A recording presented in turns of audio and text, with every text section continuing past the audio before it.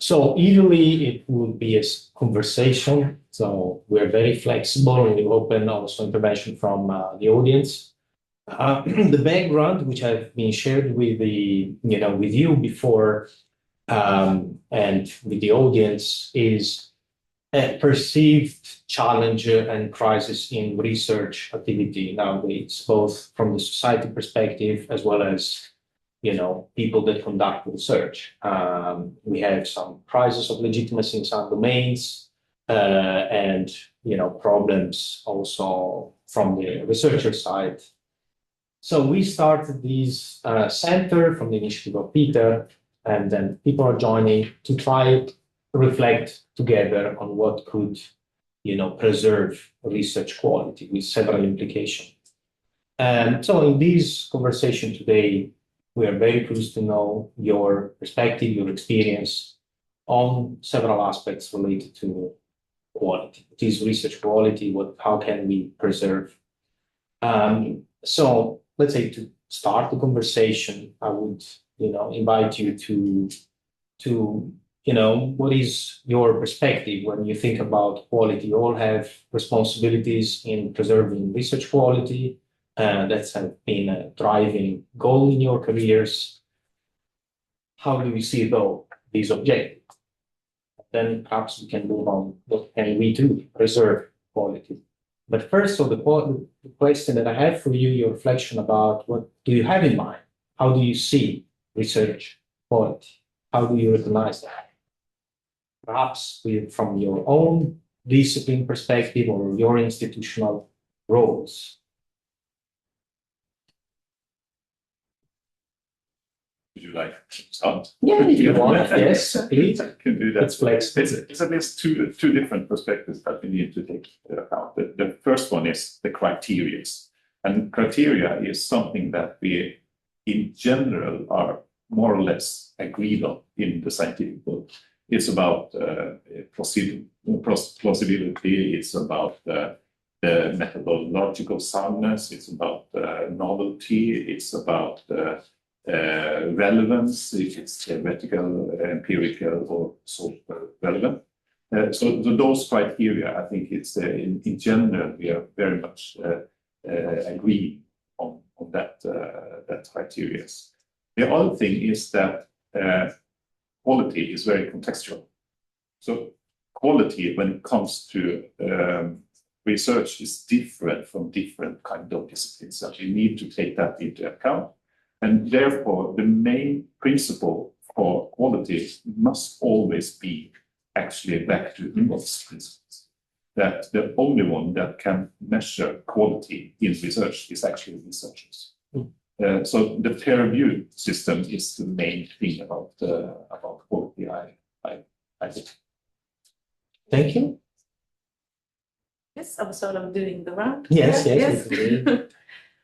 Well, I kind of come to the question of what constitutes quality in my field from 4 perspectives or roles that I have. I'm a professor in the humanities, in Nordic language studies. I've also been vice dean for research at the Faculty of Humanities and Education since 2019.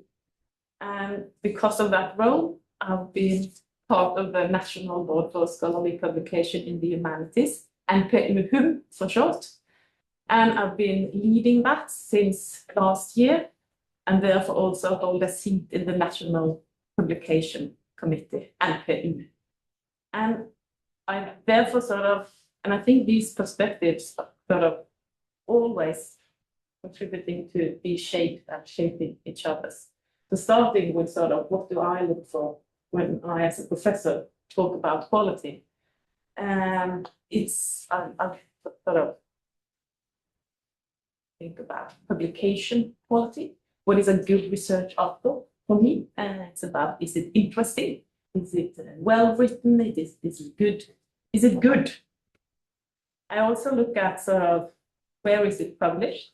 There are some publication channels with works as campfires where the international research community sort of gathers around, and I like to keep updated on those. I also sort of look at individual researchers and research communities. Where do people create good stuff? Who do I want to collaborate with? And kind of also, because I do a lot of sort of communal work as a research team in my own research, I also sort of want to grow myself. So sort of who would I want to collaborate with in terms of making proposals or networks, etc. And also for me, researchers and communities with some kind of sort of research social ambitions. Researchers who are sort of keen on nurturing early career students who have a gender perspective in what they do, and also other kind of diversity, who sort of want to build a good society and a good research culture where a multitude of researchers can sort of develop. And this is part of also, I think, ideals that I kind of strive to sort of create in my role as advisor in research, where I sort of have responsibilities and so, but then my sort of focus also needs to extend beyond my own ideals. As you say, quality is always based on researchers' ideals and they shift. HUMPED is a quite heterogeneous faculty. We have these excellent international super researchers, and we have with different humanities traditions, but we also have a lot of social science.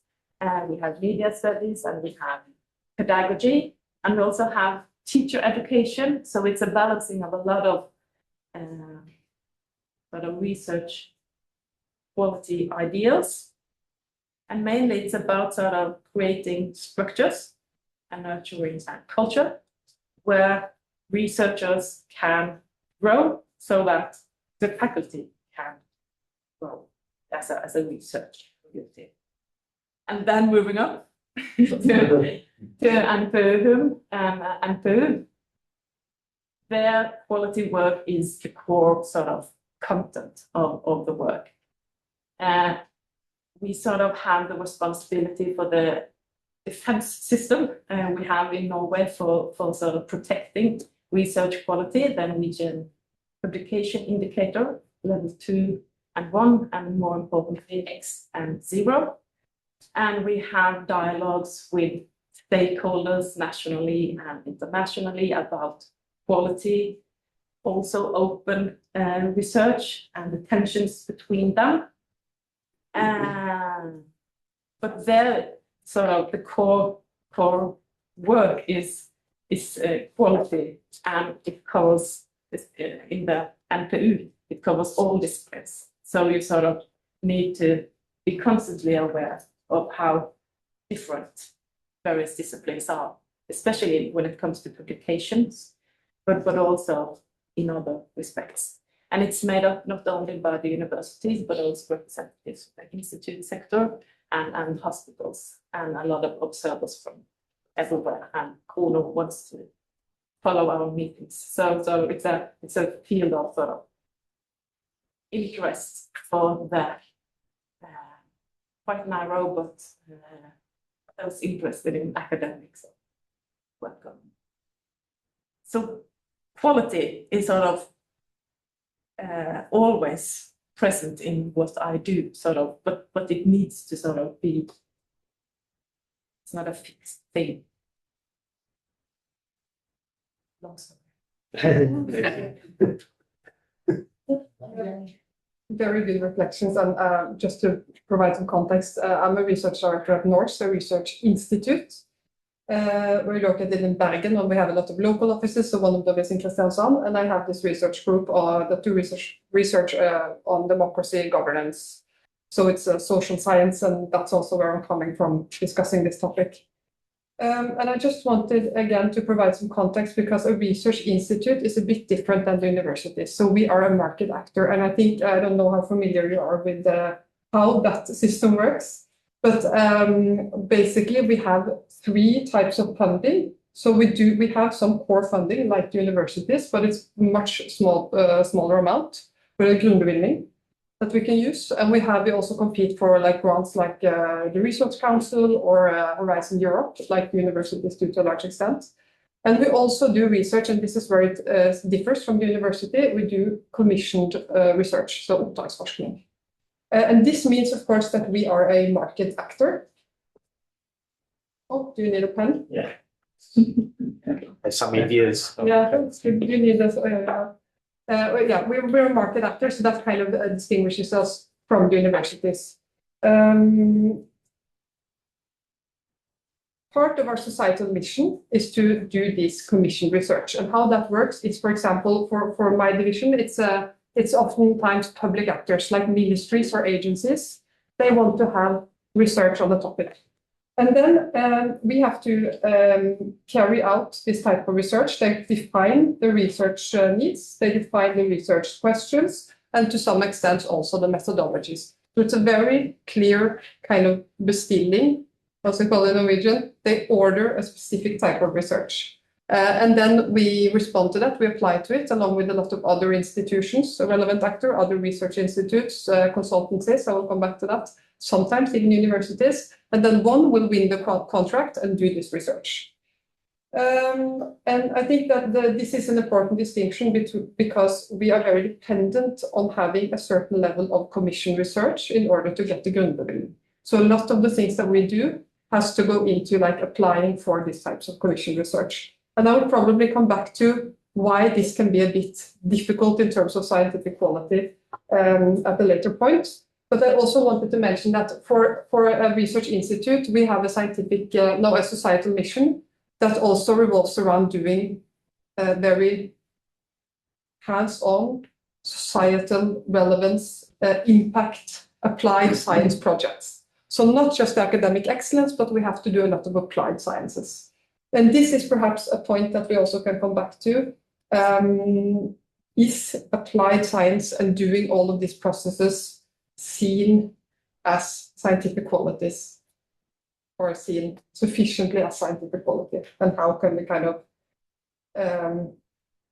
think about these applied projects? I know the universities, you also do a lot more applied projects.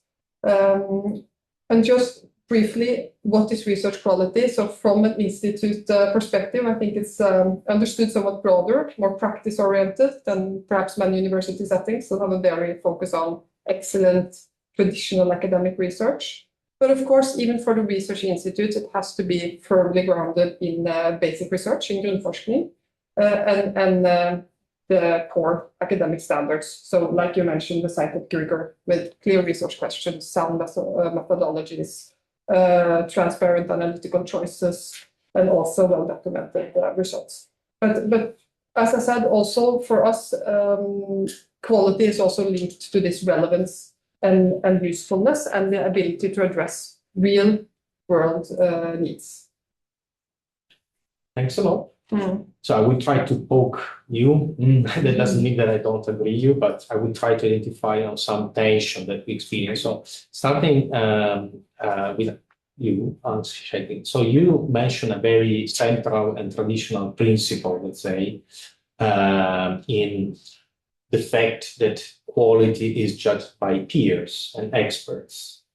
Now, the questions that I have are several. First is, does the system nowadays is coherent with this principle, or is it moving in a different direction?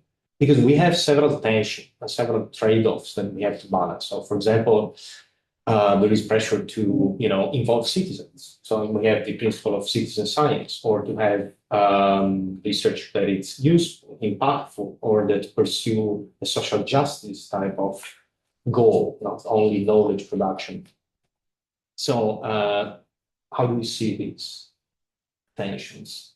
Of course, there are some trends that is a threat to this system. I think it's both external pressure and also internal pressure. And the external pressure is, of course, pressure on academic freedom. It's about financing research. It's about not not to the model for publishing research that Gunhild can tell you a lot about, which is very under pressure at the moment. But there's also some internal things that is under pressure when it comes to the peer system, and I think that the main problem is maybe that we have a system that can be, if it's not open enough, actually sort of self-reinforcing. Because we in this peer system, we need to, if we are only focusing on the research that we are doing ourselves, set standards, this can actually be a sort of a limiting space when it comes to this system. So I think the whole system is under pressure, no doubt about that. And there are some elements that we need to be careful about. For instance, journals that wants to pay for peer review, and also faculty that wants to be paid for review, because that can actually be a threat to the systems. Thank you. Yes, just to add in on the conversation about peer review, and here peer review in publishing I'm thinking about, because it is quite well known that there is sort of a peer review crisis, and so how do we deal with that? And one of sort of the things that I think we as sort of as scientists, as scholars, as professors, or whatever we are, sort of need to sort of, voluntary work is sort of in all sectors of society is falling, but we sort of also need to sort of find ways to actually contribute to this communal work. I mean, the journals that we care about, books, series that we like, we sort of to sort of add to the things that are good and contribute to that.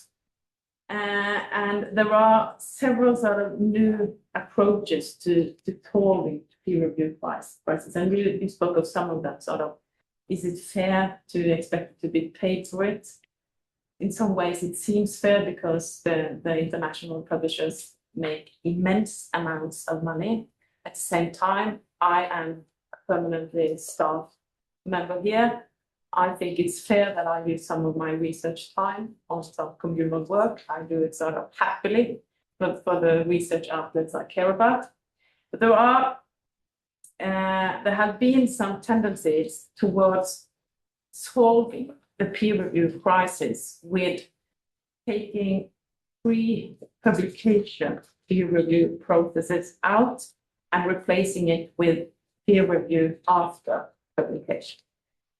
And there has been some very successful stories, for instance, in biosciences, in a journal which I can't remember the name of right now, but that was a journal that had a very sort of well-functioning campfire function. It had the leading scholars in the field internationally, so people want to put their best works there. And in that sort of limited context, it somehow seems to work. And it also has been cases in other journals. This was by Plan S taken up in 21, I think, to sort of be the standard model, sort of arguing that this is how we solve the peer review crisis. We just take out the peer review and publish, and then researchers can critique if it's not good enough. And there was a report last year by our colleagues at NIFU talking about, and I'm not able to say this in English, at fagfellevurdering blir ett overrislingsanlegg som trekker inn I etterkanten av det brennende kvalitet. But I mean, who would want to take part in that? I mean, we are all sort of trying to keep balancing between how many peer reviews we are to take on, and sort of, do we want to bother doing reviews of full publications with our full names? So this is sort of some of the things that are happening now, and especially supported by EU with its platform, which is in many ways a good initiative for diamond open publications, but it's also this multi-platform, which sort of some of the concerns I have today has to do with sort of protecting bibliodiversity. And now I'm sort of losing track again. Sorry. But peer review is core, but how do we as researchers and research leaders contribute to that? If I just could add to that, because this is very interesting, because this is a system that the EU has adopted as a future system for actually evaluating research where you are publishing, and then the peer review process starts in different steps ahead. And 3-4 weeks ago, the Norwegian Research Council actually adopted the same and said that all future projects should use this system as a way of publishing. My problem with that is maybe it's good. We don't know because we haven't tested it. But who decided that the research community in Norway should actually use this? Was it administrative staff in the Research Council? But I feel that's a very big problem with this system. I can't agree more. Yeah, I think that you are in a better position to speak on the problems and the challenges that relate to the peer-reviewed system. But I also think that, it's the key performance indicator. So that's one discussion, what the peer review system and how can we reform that, what's wrong with it and how can we fix it. And then the other discussion is, this is the key performance indicator and kind of the marker of quality. And there might be other things. We should perhaps broaden our understanding of quality. But I just wanted to add something on the peer review discussion. I think that I agree. I think we have to have this peer reviewed. It's very important for academic excellence to have these kind of high standards. We have to have some indicators. It also has its upsides, right? It encourages dissemination. It keeps the researchers up to date. But like you say, there are lots of flaws with the system. And I just thought of one thing, and this is also, I'm sure we're going to come back to it. It's the use of AI, which I see is getting a pretty huge problem. We were just in Brussels, so we spoke to DG Research. And they told us, listen, we get like an influx of applications now because everybody uses AI.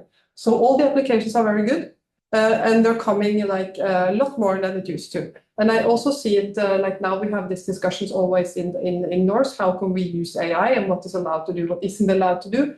But I see that it's coming more and more, and it's contributing to, I mean, AI, they do produce high quality research. If you put AI, sometimes you get really good kind of research questions, for example, or paragraphs. So I can understand why people use it, but I would like to perhaps have your views on how can we tackle this influx of AI and what that causes to the whole system with the applications, with the articles.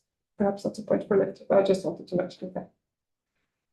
Well, I think it is an important point for us to reflect upon what makes quality in a scientific article or in the project. So meaning, for example, face value, you might look at the readability of a proposal written with the support of AI, and it might look, plausible and well written, but is there real innovative ideas or the capability to realize those ideas?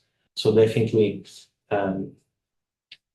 it shifts a bit the focus as doing probably assignments to students. We know that might be assisted by AI, so we have to rethink a bit on what basis we judge high quality work. To put more, wood in the fire. So in the last 20 years, the number of publications published by Norwegian scientists listed in Scopus have increased 4 times. So there has been a productivity boom. So worldwide, we also see such a pattern, but there has also been much more researchers, much more resources. In Norway, this has happened. Why? And is this trend desirable? I think probably we have seen, you know, a shift of direction recently. Why? What do you think? This is not a Norwegian trend. This is an international trend, and the number of Norwegian publications is not especially high compared to other countries. So in that sense, we are not publishing too much. But then again, it's a question: is it too much publishing in general? I think, but then again, we need to publish. Of course, because we need to actually communicate research. So it's a very important way of communicating research. But there are some problems of course, with publishing results several times again and republishing all research on the post that need to be. It's not necessary. But I don't think that publishing in general is a problem. It's very important to publish. That's one of the main things that we are actually. Yes. Yes, I agree with Hans Kjetil, and I mean the number of researchers in Norway has also increased. So one would expect also publication numbers to grow. You also mentioned that this was measured by Scopus, and that sort of leaves much of the changes in the humanity outside the scope because it's not fully or well covered in Scopus, neither is it in Web of Science.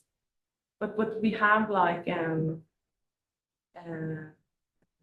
we also have seen a rise in the humanities, which is sort of also welcome in some respects. And I think that one of the things to remember is also that because of the Norwegian publication indicator, telecom system, etc., and Norwegian university libraries and research institutes and hospitals are not publishing in the, can I say shittings? Yeah. Journals. We are recording. Oh, yeah. I said right. Because we have this level of quality that's there's a threshold, and also the way that researchers are paid in Norway and sort of the incentive systems. I think we sort of need to be aware that we are kind of privileged also in the research sectors. We know that in some African countries, for instance, researchers, well, part of their salary comes from how many publications they have been involved with. And that sort of is a completely different sort of frame for talking about institutional elements of laws in the publication systems. We are in several ways very privileged. Okay, just to, do you want to add something? Yeah, I was just thinking about where to start. You know, I think that you mentioned an important point that because you have to publish so much, and this is how you get measured, you tend to like republish your own work just from different angles. And there is a very tendency. There's a lot of time pressure, right? Both in universities and the institute sectors, and this means there is no time to do very long-term, in-depth, sound academic work. For example, sometimes you have to sit down like for a year and not publish and just think, right? You have to have the good, bigger ideas. It's a result of, it's a long process. But if you have to keep on publishing, you kind of lose track of this long-term rewards sometimes because you're so caught up in getting stuff out there. So you don't have the time to really sit down and think about the new ideas. And I think this is something that, yeah, it's difficult to tackle, of course, but it's something that I especially see in the research institute sector where we really, and I'm sure you guys do too, with the teaching obligations, you don't prioritize sitting down and doing the research. You have to do everything else first, and then perhaps you have the time to do like the research. So I agree, we have to publish. But we are publishing and we're using all the tricks we can find to republish and publish as much we can. And I don't think perhaps that's is there a way to have a system where we do we publish, but we don't have to publish as much. I don't know if this makes sense, but that's my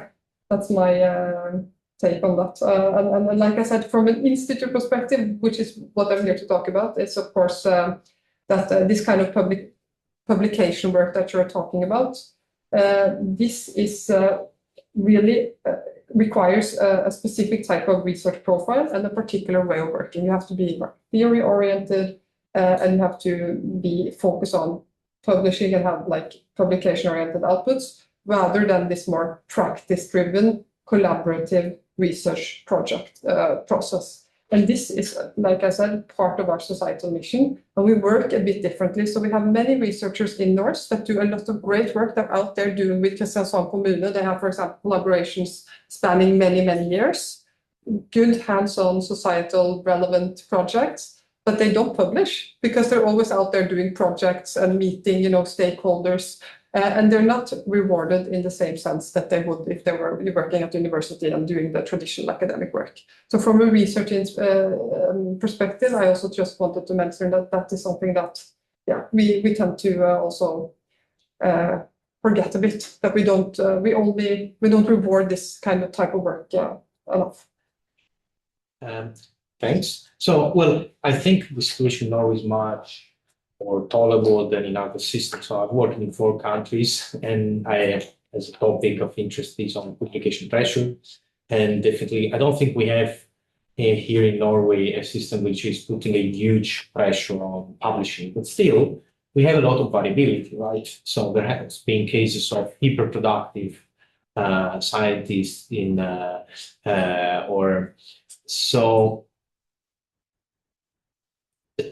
how do you explain still, because it has increased 4 times, it has increased 30-40% faster than in the other Nordic countries. Okay? So worldwide the growth has been 5-fold, but we have to put in the equation China. Okay, so Norway about not a 4-time increase in researchers, I think, if I'm not right. It was, still capable of increasing 4 times. So it's a big leap, which is not necessarily bad, I agree. But at the same time, I'm wondering, what is your position about whether we need indicators, of productivity? How would you reform, change? I mean, are we doing everything fine to preserve the right balance between productivity and quality, to grant that the system is meritocratic? We want to have a meritocratic system. I'm wondering if you think that, for example, indicators are useful. What could be the role of the institution, if any, of the policies? If you had the magic stick, what would you do to improve the system? That's what I'm asking. Yes, thanks. Well, about 20 years ago now, and now Norway introduced sort of a funding on the university also based on research. And it became known as Telekansystemet. And it was not at all designed for being used at individual level, but it had that potential, and it was extensively exploited in the sector, using publication points to allocate, for instance, research time or other kinds of individual assets. I know some institutions paid salary bonuses based on that. And gradually the system was changed, and sort of, not the system, but sort of the practices became sort of the way it was supposed to be. This works on sort of macro levels, not on individual levels. But I think there still are sort of reminiscences of this in sort of, especially those who have worked here for many years. I often find them to believe that they are sort of measured by the publication points, even though they are, or they shouldn't be.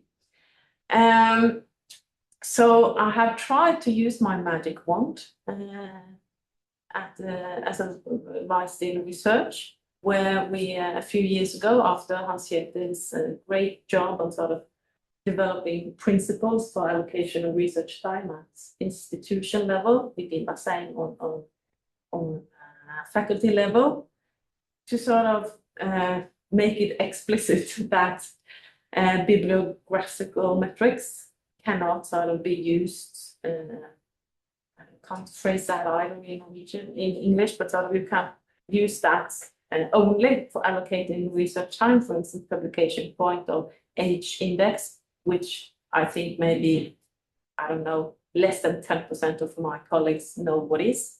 It doesn't have like a huge role. And also to ensure that research time is based also on sort of communal work, editorial work, taking time in research practices, giving people time to write books. So I've tried to use my magic wand. I'm not sure if my colleagues know this. I'm not always sure sort of things take time, but I think Hans Kjetil and I have sort of tried to sort of the use of indicators in the humanity is in many respects non-existent. Partly because we don't have statistical ground for it, and also because that's not how we do it. But I lost track now again too. What was the question? Well, the magic stick to what would you use it for? You know? Yeah. Either at the national level, institutional level, in your role. Yeah, and I think the introduction of this publication system and the usage of it on individual level did lead to overpublication in some contexts for some years. I hope those days are gone. It's a difficult question, right? Because there's so many things to tackle. But I think that you mentioned there has been a lot more publications, and my thought was just that, you know, Norway has a very high level of research institutes compared to the other countries. So there are many more research institutes in Norway than in the other countries. And there are also increasingly coming a lot of private, you know, when we do this commission research, before this was the domain of the research institute, we applied for a project and we would compete for like a few other research institutes. But now we also compete against consultancies. So, for example, there are a lot, and each time I get like feedback, I see new type of consultancies, and I see sometimes universities. So we have many more actors, and a lot of these want to publish also because they have to have some kind of, not always the consultancies. And this is a totally different discussion because, you know, they don't have really the same scientific background as we do, but they're still there in the mix and they win a lot of contracts. And of course, this is also something that is difficult for the research institutes, right? So we compete against these consultancies that have a very different way of working, very different standards, than also good standards, but not the same scientific backdrop that we have. So I think that, and if I had like perhaps a magic wand, then I would take a look at the system in Norway. I think that there should be some kind of reconsideration of what is the role of the universities, what is the role of the research institutes, and what is the role of the consultancies, because now we're all just doing the same. And I think also, for example, the funding model for the universities, I mean, you have so much pressure now to do external projects, which is good. I mean, to do also, but still it does create a lot of competition on the market. So everybody uses a lot of resources to write these applications, to do this kind of things, and it's only coming in to more extent also in universities. So could we, for example, try to see if there's an alternative funding model also for the institutes? Could we get more basic funding so we don't have to go after all of these projects where we compete with the consultancies? Because these are projects that are very hard to balance, you know, scientific quality and financial viability. They're underfinanced, we have short time frames, and we have to compete against non-scientific actors. And it's very difficult to maintain this balance because we have to have this project in order to get core funding, right?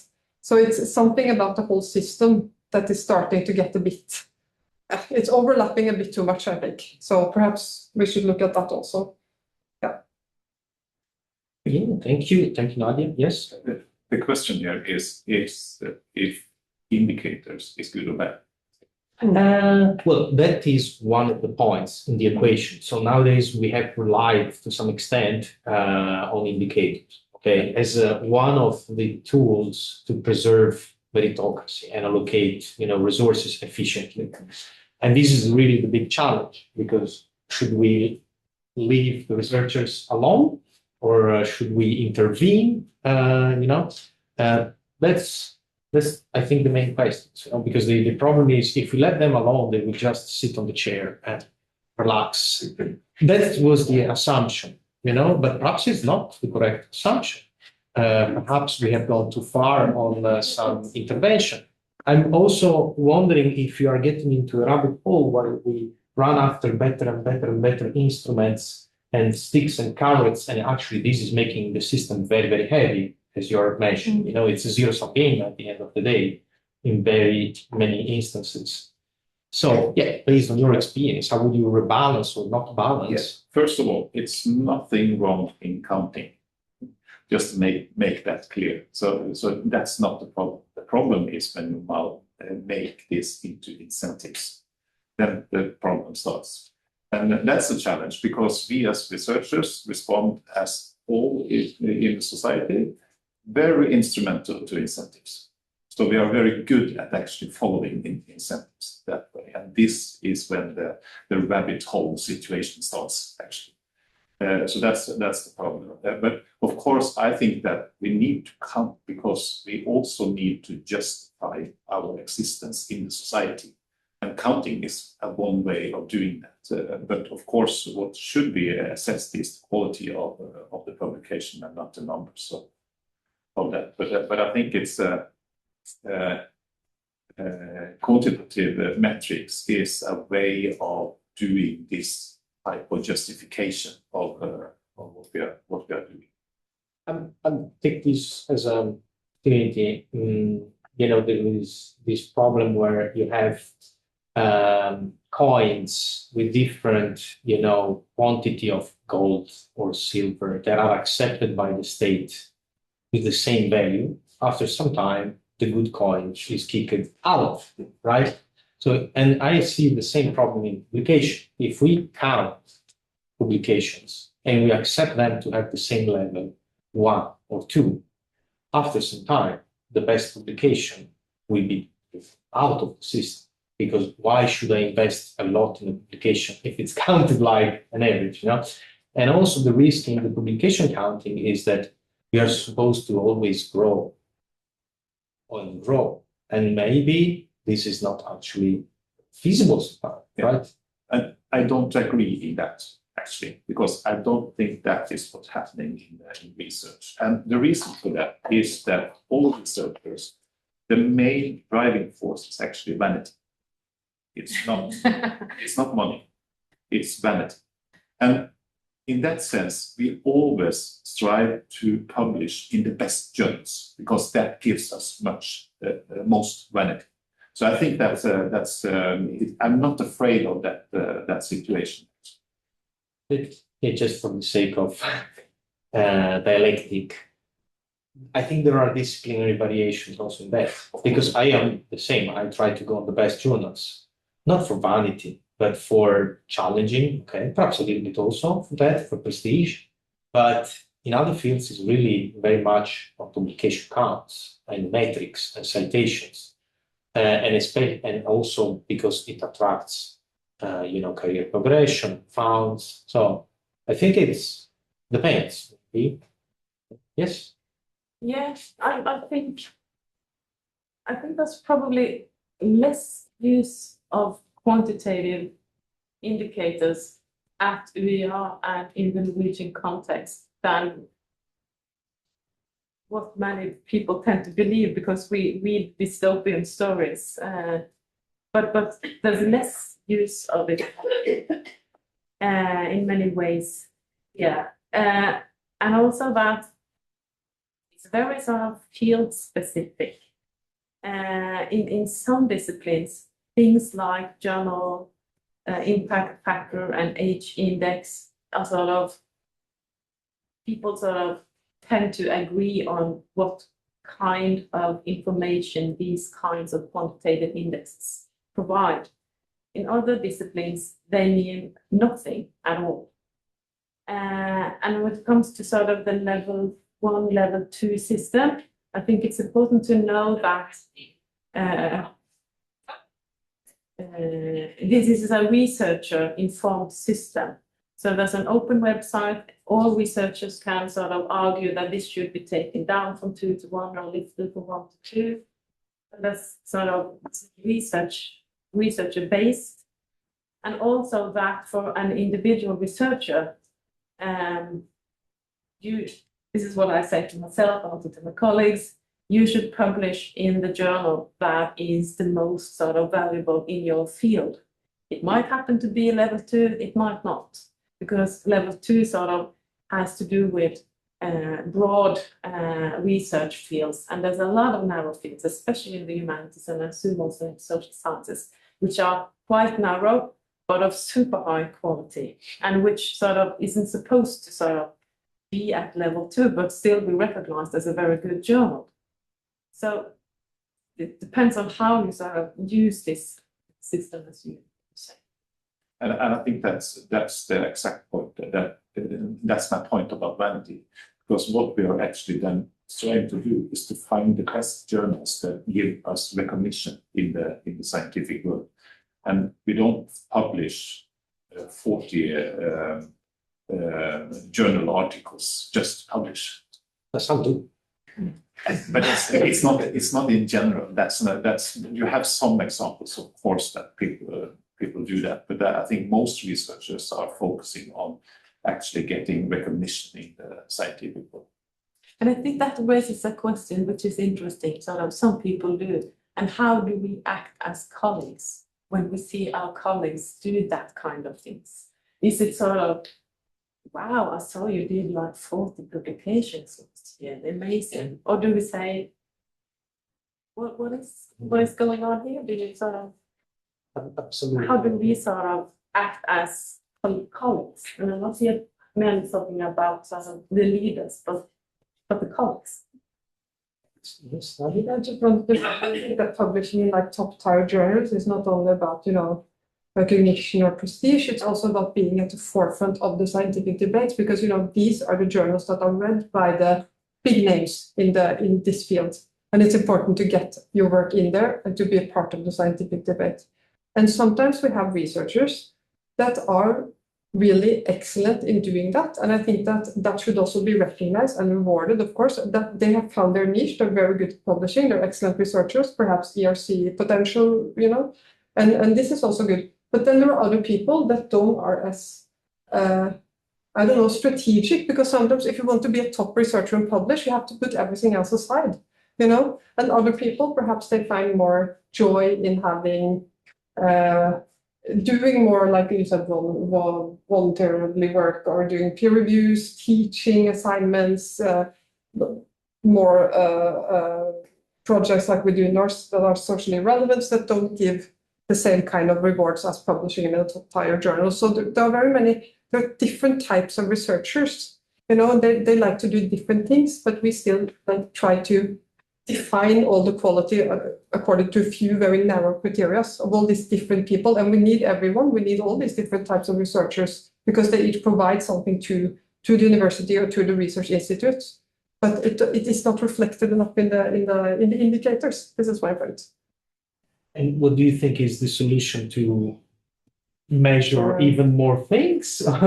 No, I think, for example, if researchers, who publishes a lot, for example, they have a long track record of good publications, for example, just give them the funding, don't make them, like, for example, here in Norway, we have to apply for this NFR, we spend so much time doing it.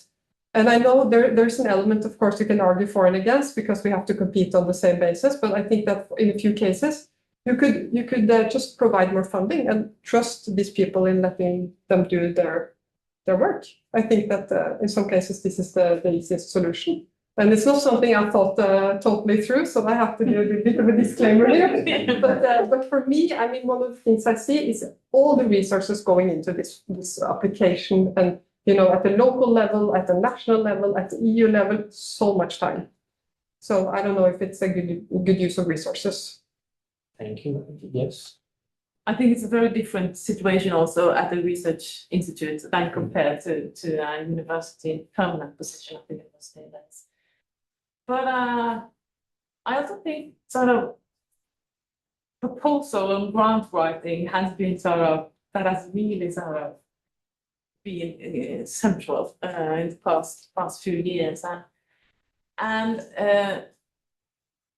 one of the things that I have sort of grappled with is to sort of think of project development as a very strong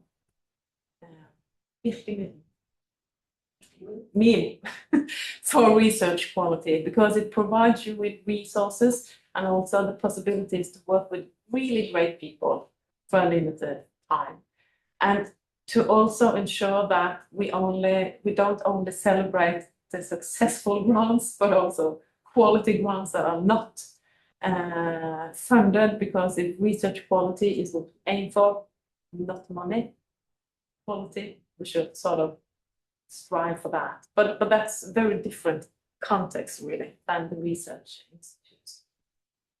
But funding is a core indicator. Also, the most sort of challenging indicator nowadays for us in the Humanities is of course the changes in how Norway funds universities, where student numbers have become increasingly important. And that also goes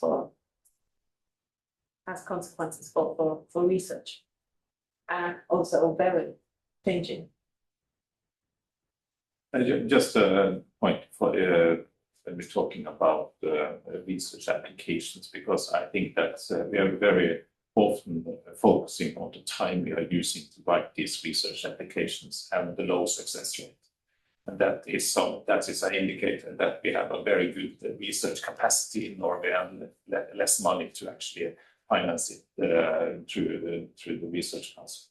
But I think that we also need to look at this as a way of making quality, because when we are writing these applications, we are doing a job that is about quality. We are positioning ourselves, we are reading material, we are trying to find good angles and also these things. And when it is assessed, this is a part of the peer review process. Because when the projects are evaluated, it is peers that actually do this evaluation. And I think this is a very important part of the quality system. So I do not agree that we should just hand out the money and hope for the best, because I not think that that would be a very good way of